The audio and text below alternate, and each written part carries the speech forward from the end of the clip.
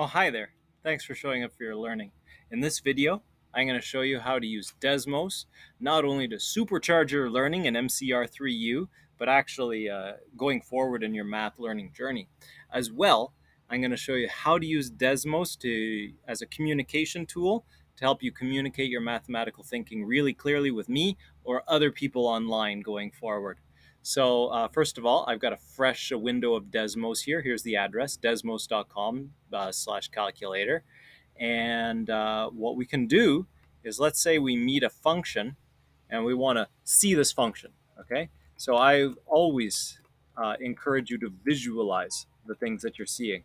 So let's say you see something like f of x is equal to 1 over x, and you don't know what that would look like. Well, there it is, okay? And so that's what it looks like. All right, so now we've got a visualization of it. That's great. Maybe I want something even more. Like I want to see a table of values. Here's how you can turn this into a table of values with a couple clicks. Go edit list, click on the table there, and boop, and then it will show you the table of values. It even graphs those couple points for you. I can even see like, okay, well, when x is 0, this function is undefined. That's cool. What about when x is 0.5? And then it even puts the point over here on the function for me so I can see where it is, and it organizes it as a table. Another thing I can do is turn the function off or on, so I can visualize different functions, turn them off and on at different times, and I can turn this table off and on there as well.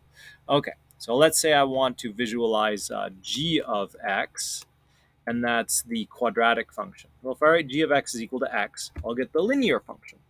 And that, of course, can be transformed in different ways. There's a linear function up there. There it is with a negative slope and things. But let's say I want actually the quadratic function. The hotkey is Shift 6, and that gets me up there to the exponent level, and I can write my exponent.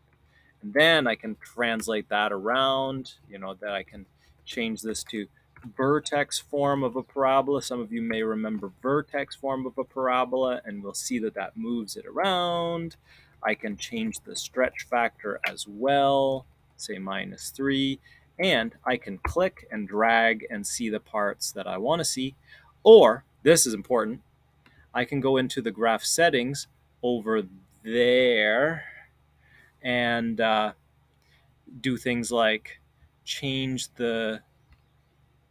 this manually. Maybe I want to see down to -100 and I want to see as high as 10. Okay, so that would set the axes there, and then I can see this parabola in that way. If I ever want to go home, I can just click home. Okay, so that's how I would do an exponent. You can also, under here, there's a little keyboard, and that has all of your stuff there as well. So I can, for example, create like h of x, and maybe that's equal to the square root of x.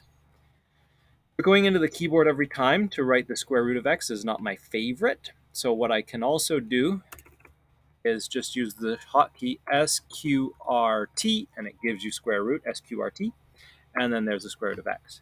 Now, many of you were thinking, well, this is always domain and range, positive only.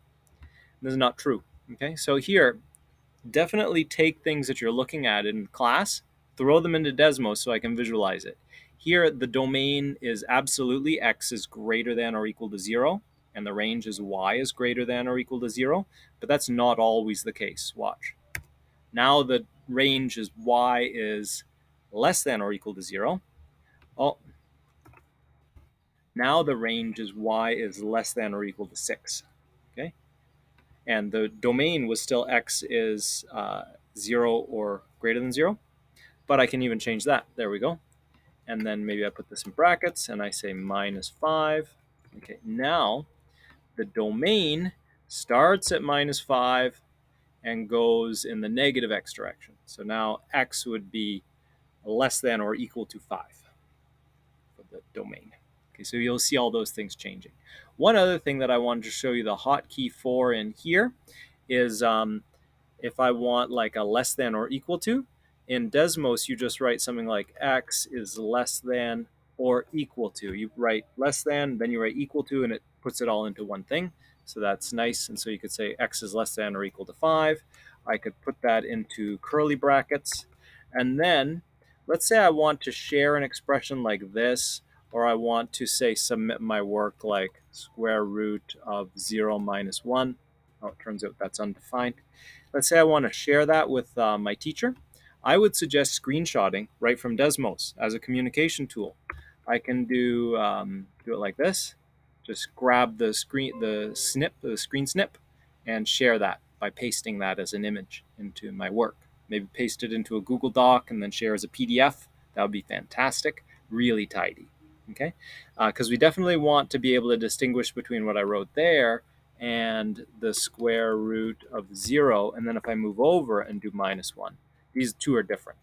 Okay, there's invisible brackets here that function like when you have the square root sign, it's saying everything under my roof is in a bracket.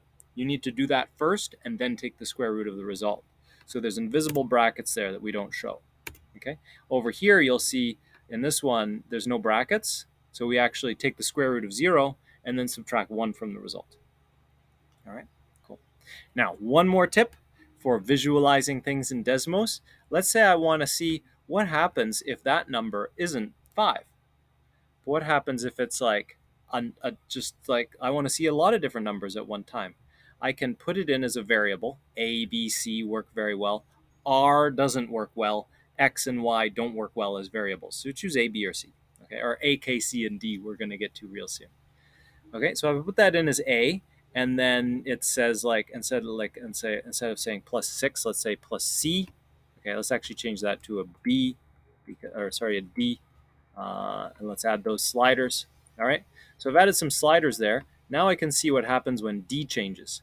Okay, it moves around like that. Cool. Okay, that's great. So I get an idea of what D is doing, and then C, I change C. Oh, I get an idea of what C is doing. Okay, so putting in sliders allows me, this is the same thing like C is 5.5. That would be the same thing as if I had 5.5 there in my equation. So, but when it's a slider, I can change the number, and I can even do fun stuff like play that slider, and it will show me a variety of different things. Maybe I put something out here like A. Okay, I already have a slider for A, and so I change that. Now A is changing and D is changing. So if you're a screensaver, you need a good screensaver, you can build one for yourself in Desmos. Okay, that's a lot of Desmos tips. I hope that helps you visualize the things that you're seeing in the class and also share your work really nicely by using Desmos as a communication tool. Any questions, hit your teacher up by email. That's it for me. Thanks for now.